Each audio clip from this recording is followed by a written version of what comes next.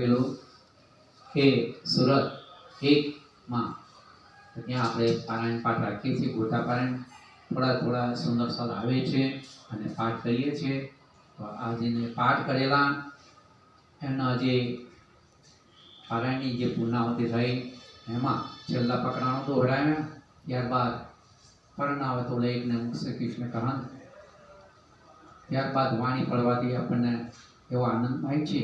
એ ત્યારબાદ મંત્રનો જાપ કરી સતત ચોપાઈ દોહરાવી અને ફળ સ્વરૂપની ચોપાઈ જે આવી છે, જે સાગર કિતાબ છે, એ સાગર કિતાબ છે, પહેલું પ્રકરણ છે અને 35મી ચોપાઈ નંબર છે.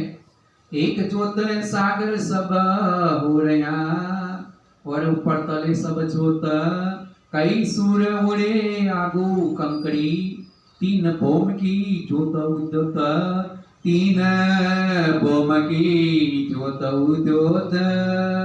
बोले श्री प्राणनाथ प्यार की जय, कृष्ण कन्हैयालाल की जय।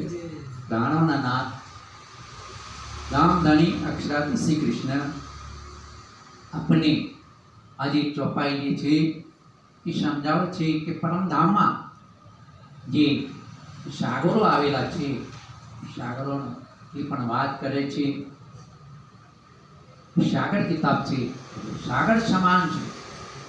પરમાત્માનું જ્ઞાન સાગર સમાન છે, એનો કોઈ પાર આવે એમ નથી. એવું પારબ્રહ્મ પરમાત્મા અમને સમજાવે કે એક જ્યોત સાગર સબ હો રહ્યા, એક જ વધારે નહીં, એક ખાલી જ્યોત એ થોડીક સી એ જ્યોત એ ક્યાં ક્યાં જાય છે? ઉપર તલે સબ જ્યોત, ઉપર તલે બધી જ જગ્યાએ પ્રકાશ. જ્યોત એટલે પ્રકાશ, અંજવાળું. આજે પરમધામમાં એ નૂર જે છે, એ નૂરનો જે પ્રકાશ જે છે, જેનું અંજવાળું જે છે, એ ઉપર તલે બધી જગ્યાએ પણ પહોંચી રહ્યું છે. એવો એ સાગર છે. કઈ સૂર ઉડે આગુ કંકડી, કઈ સૂર પણ ઉડી જાય. એક કંકડી એવી છે, એક થોડું સો કંકડી એને જે છે નાની સી, એના તેજથી પણ સૂર્ય ધંપાઈ જાય, ઝાંખો પડી જાય, ઉડી જાય, મતલબ ઝાંખો પડી જાય, તેનું તેજ પણ ઝાંખું પડી જાય. એવું એક કાંકરીનું તેજ છે, નૂર છે, પ્રકાશ જે છે, એ સમજાવે છે કે પરમધામમાં આટલો બધો પ્રકાશ જે છે.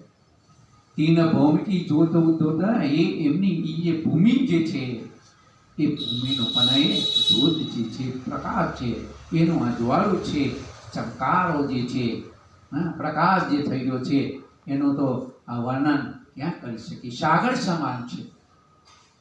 એટલે પ્રાણનાથજી સમજાવે છે કે આપણું જે ધામ છે, આપણું ઘર છે, તેની શોભા આવી છે, એ બતાવે છે.